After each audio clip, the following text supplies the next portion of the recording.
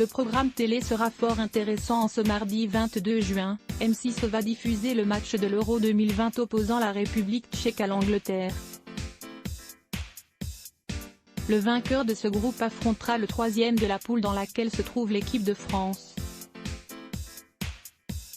Sur TF1, les téléspectateurs retrouveront un classique, Le Diable s'habille en Prada, une comédie dramatique américaine réalisée par David Frankel, sortie le 27 septembre 2006.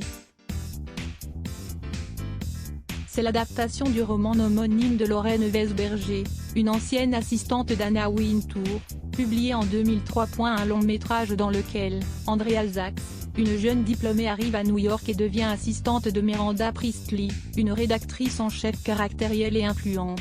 Dès lors, sa vie va devenir en quelque sorte un enfer. Le film a engrangé 326,5 millions de dollars de recettes dans le monde pour un budget estimé à 35 millions. Un succès dû notamment à la performance de Meryl Streep, couverte d'éloges par la presse.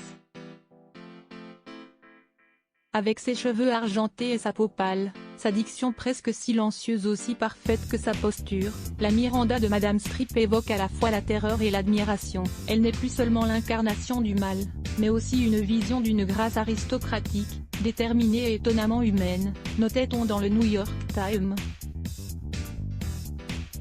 La perfide Meryl Streep décide sagement de ne pas imiter Anna Wintour, l'inspiration du roman, mais de créer son propre personnage, étonnamment crédible, pouvait-on lire à l'époque dans le New York Post. Ce film a permis à certains acteurs ou actrices de lancer véritablement leur carrière à Hollywood comme Anne Hathaway et surtout Emily Blunt. Le rôle de première assistante de cette dernière lui a valu une nomination au BAFTA de la meilleure actrice dans un second rôle. Simon Baker a pu, 2 ans plus tard, endosser le rôle de Patrick Jane dans la série Le Mentaliste pendant 7 saisons. Le Diable s'habille en Prada sera diffusé sur TF1 ce mardi 22 juin à 21h05. À voir également, Meryl Streep, retour sur une carrière pas comme les autres. La rédaction à lire aussi @blogtest. Why?